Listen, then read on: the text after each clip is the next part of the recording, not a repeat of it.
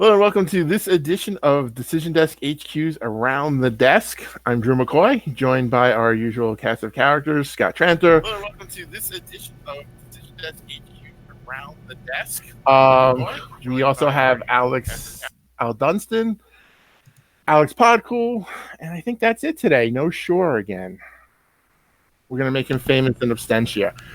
We just want to do a quick podcast ahead of Thursday's UK vote. There's been a lot of polling and also updating of seat models, so we wanted to make sure everybody was set for that ahead of Thursday's vote. 5 o'clock Eastern is when polls close. We will be on the air here at Facebook, YouTube, Twitch, and on our blog as well, and results sites with live results and analysis of all the seats, so everything you need to know, starting 5 o'clock on Thursday. But let's start right now with the state of the race, which gets us to polling in the UK.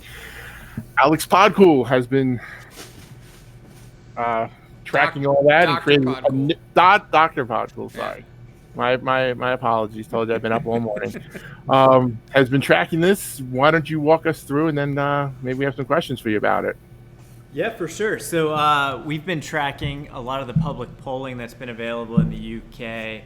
And just if people are interested, so a lot of the UK polling, for those who kind of just dabble with international elections, a lot of the UK polling is broken out to exclude Northern Ireland. And so most of the polls that we're looking at here are looking at Great Britain. Part of the reason is a lot of the Great Britain parties don't compete in Northern Ireland, and so we're looking pretty much just at the region of Great Britain, but because this is who's going to take over the UK House of Commons, we just call it the UK general election polling.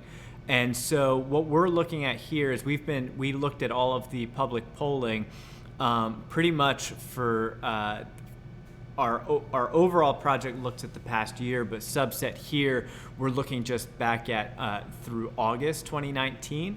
And the state of the polls right now, we have the Conservatives doing pretty well, again north of 40% of the Great Britain polling, and the Labour Party at just north of 30%.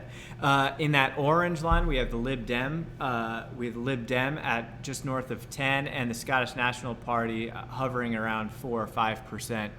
And so the dots are individual polls that you see there. The lines are an average that we've created that weights based on the recency of the poll and the number of polls coming from a particular pollster to make sure that we have a wide variety and distribution of pollsters represented within our sample. And I think one of the most interesting things that we see here is this trend of, as the Lib Dem percentage has moved down, Labour has gone up. And not pictured here, we had a downward trend of the Brexit Party, and that perfectly correlated with the Conservative Party going up. So we are talking about a multi-party election here, but it seems to be, as the election has dragged on, a lot of the action has been focusing on the Conservative and the Labour parties. Well, I mean, since this tracking has been started, the Conservatives started at about 30%, Labour started at just under 30%, and then the gap has widened, while both of them have gone up at the expense of the Lib Dems. And since, we've got the Lib Dems and the Brexit Party. And the Brexit Party, which way at the bottom there. I mean, since No, at the bottom, that's Scottish National I'm sorry, Party. Scottish National. Yeah, Brexit's not on there, but yeah. Point being, we're 4 Americans commenting on a country in which we broke away from and beaten two wars. So, should we postulate why? Why did the Lib Dems fall off so much? Anybody got anything? Well, I mean, I think it's people who don't really like the Labour Party, but realize that Lib Dems, even though they had an opportunity to sort of grow from their 2017 performance, they weren't going to outright win. And so it was either vote for Lib Dem and sort of split the vote and let the Conservatives win, or sort of, quote unquote, come home to the Labour Party as the only other viable alternative. And a lot of it has to do with feelings towards Brexit, right? And a little bit of a realignment. You have Labour voters that were traditionally the blue collar, the people that were striking against Margaret Thatcher, that protested denationalization of industries, that sort of old school Labour. But now you also have it being in very affluent areas. More like the Democrats in the U.S., where it becomes a party of the higher educated. And so the Lib Dems were sort of the middle in between, but you have this tactical voting as well, right? So the coalition that the Labour is trying to put together is tough because they're kind of split down the middle on Brexit, right? There's competing influences there. Again, we talked about it last time. The more blue collar workers tend to be in favor of Brexit, and the urban elites are opposed to Brexit. And the Lib Dems were trying to take somehow sort of thread that needle and be the party of the people that wanted to leave and weren't necessarily old line and maybe are concerned with Corbyn personally. So there's a lot of internal tides going on, I think, between these parties and the realignment that's going on around Brexit. Yeah, I'll agree with that, especially kind of the point of how tactical voting I think is going to play out. And if we look at some of the models that are out there, which we're going to get to in the next brief segment, but if we look at some of the models, some of them assume a great deal of tactical voting, others out there don't, and I think that's one thing we're all going to be paying attention to, especially as we kind of look through the exit poll results on election night. I did a little bit of a dive into some of the constituency polling, and I just kind of picked out of a hat. I saw a recent constituency poll out of Kensington from earlier this month, and it was very fascinating to look at the crosstabs and just compare those who self-ID as conservative versus Labour versus Lib Dem alongside just Brexit positions. And if you are on the Leave side, it's pretty clear where your vote's going to be. But for those who are Remainers, it's just a much more complicated thing to look at. So in that poll that I was looking at, for example, those who were Remainers went 80% for the Conservative candidate in that constituency. But then on the other side, it was pretty evenly split between Liberal Democrats and Labour, which could indicate that as we get closer to Election Day, it might be a little bit more difficult for the people who are on the Remain side to get their act together. Yeah, and someone had mentioned sort of Corbyn and the Corbyn effect. I think something that's interesting in the polling is that even in places where you might have sort of a tie between Labour and Conservatives, Boris Johnson, who, in terms of favorability is pretty low, is, when asked against Corbyn, most people prefer him as a prime minister. And that's because Corbyn, even though Boris Johnson is, relatively low on favorability, Corbyn is historically low, is the lowest, I think, in at least 30 or 40 years of a major party candidate. That sounds vaguely familiar. Vaguely. Yep. Mm-hmm. Moving on to our next section, we have been aggregating the various forecasting models around the UK elections. What we have here is the famous one, the YouGov MRP. Our friends over at Lean Tossup have their own projection, and a few others from PSA Expert, Electoral Calculus, and Express Odds Checker. They all, at least down the line, predict anywhere from 324 to 359 seats for the Tories. And basically the Tories pulling it out. We'll have this posted up on the website for tomorrow, so everyone can kind of take a look at it. But this is kind of our aggregation, our, I guess, model of models, so to speak. And it's pretty clear. It lines up with the polling. I mean, if you want to be anyone, the Tories are going to win this, and it's not going to be. I say this and then it'll be close, but it does not look like it's going to be close. Does anyone think we're due for a surprise here? Drew, Alex, Podcool. Does anyone want to take the contrarian view of the math? I don't think we'll get a surprise necessarily. Similarly to 2017, the polls have sort of tightened over the last couple weeks heading into the election. But unlike in 2017, that tightening hasn't been dramatic. I think a couple weeks ago, you had polling aggregates somewhere around conservative plus 12, plus 13. And now what you've seen is that some Lib Dem voters have moved over to Labor. And so you have a sort of high single digits lead for conservatives. 2017, the movement was a lot more dramatic than that. So I don't foresee a surprise, but there has been a little bit of tightening. Does anyone, if you were, I mean, basically Labor has been calling for this election. I mean, Boris Johnson fought it tooth and nail. Obviously, from our last segment, we had the polling. When it was first looked at in August, everyone was pretty close, but the separation has shown up in the polling, shown up in the models. I mean, I think I'm pretty surprised. I was expecting a much closer vote, like original Brexit in 16, or the referendum in 17, and I think everyone else was. I think that's what the pushback was. I mean, Boris Johnson, when he got into this, did not want to vote because I think he was afraid what was going to happen. But if you're a Leave person, you thought you were pretty nervous walking into it. Now you're not, and I think that's the most interesting part about some of this stuff is how much it's diverged and it's become not a close thing, and the models are all reflecting that.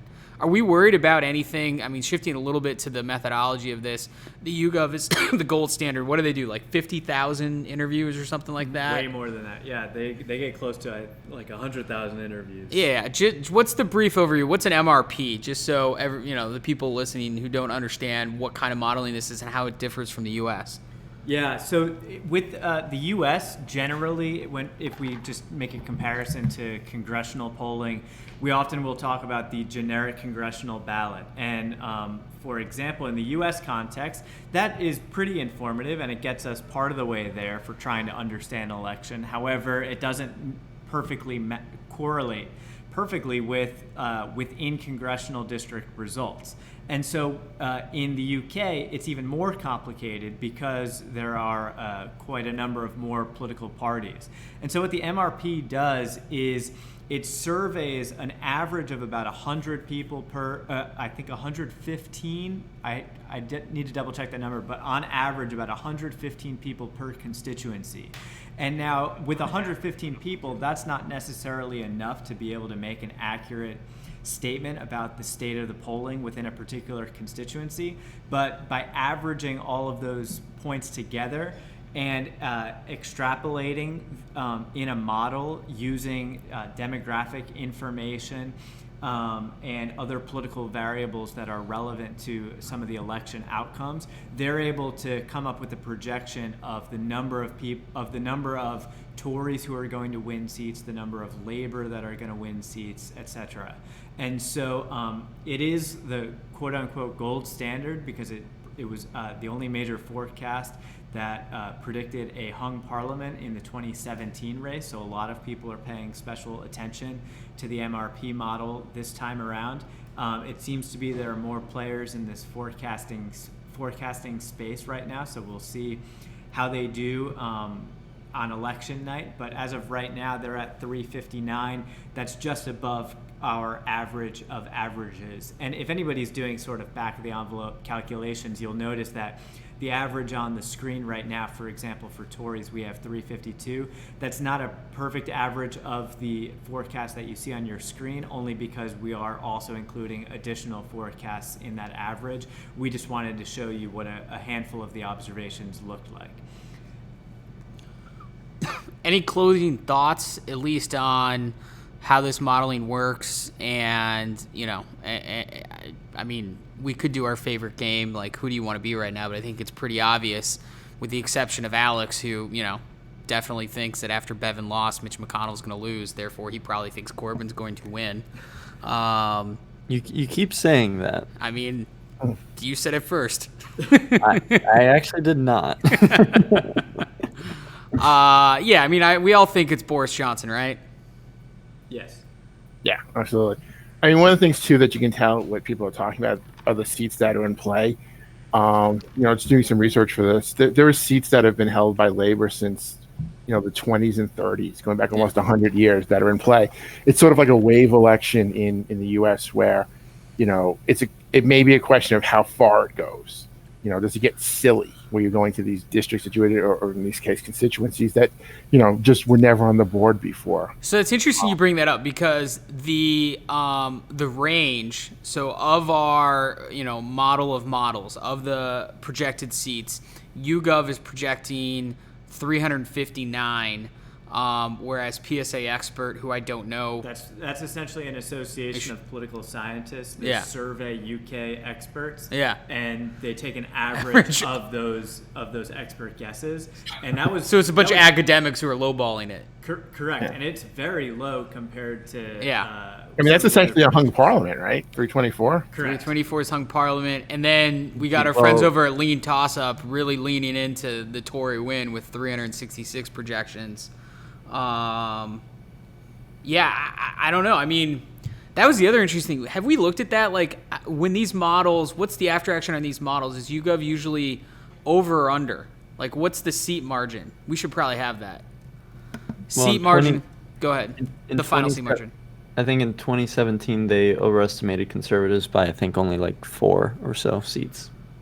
Okay, so they only They overestimated by 4. they were the closest. Everyone pretty much overestimated conservatives. I think they were the closest at only being off by like 4 seats or so. Gotcha. Yeah. Yeah. What would we qualify as a wave? 380 and above? I don't know. That would be something interesting to. Yeah, we'll that'll be a topic of discussion on Thursday when we do the results live. Because I think also, aside from just the raw numbers, which are always, the end result, it's where did they win? Because then that starts telling you about changes in coalitions and things like that. Yeah. Well, so wrap this up, just so everyone knows. We'll have a post on the site on this, kind of wrapping all this stuff up as we get into the election. Now on to the bonus, around Podcool. What are you about to bonus us with? Well, we just ended a segment saying that Boris Johnson, we'd all kind of want to be Boris Johnson in this election scenario. So we kind of wanted to leave everybody with an advertisement that was just dropped from Boris Johnson. Get all of this done and move on. Holy shit, it's a 3-minute ad? I'm sick of this. What? Well, they're arguing. They just need to get it done. Stop the chaos. I'll get it.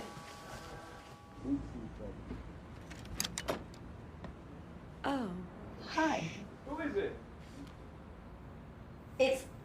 It's carol singers. Give him a quid and tell them to bugger off.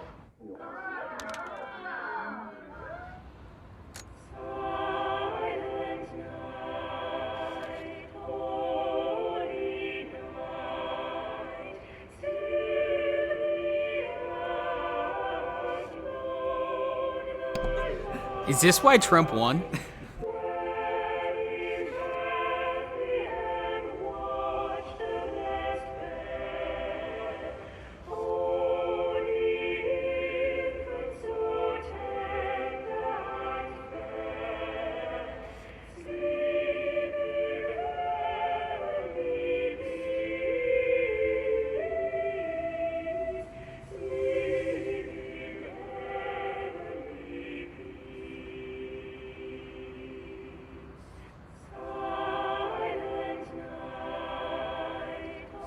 Okay, I mean, we'll obviously keep playing this, but what would Donald Trump's equivalent of this ad be in the U.S.? Like, what could he do to rival this in 2020?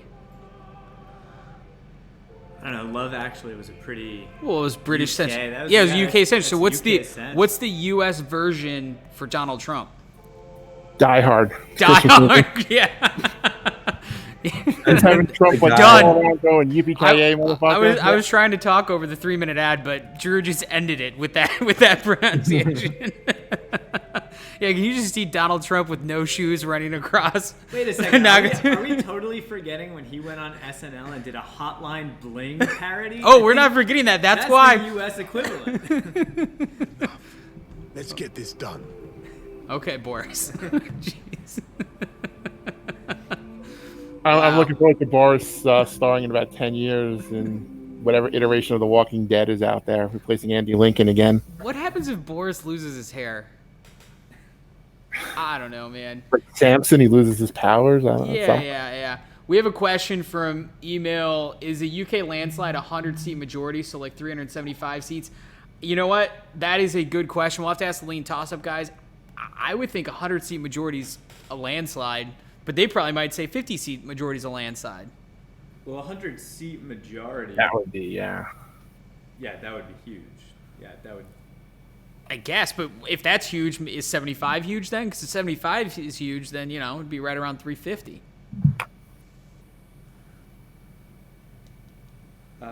Well, they need 326 to get a majority. All right, our boy Robert Martin over at Lean Toss-Up says 326. 60 plus. Yeah. All right, we got you, Robert. 60 plus. Which probably lines up really nicely with the Lean Toss-Up model. Yeah. All right, I think we've wasted enough of everyone's time this afternoon. Definitely go watch that Boris Johnson ad, and you know, all we really want for Christmas is Donald Trump doing a parody of Die Hard in his 2020 ad.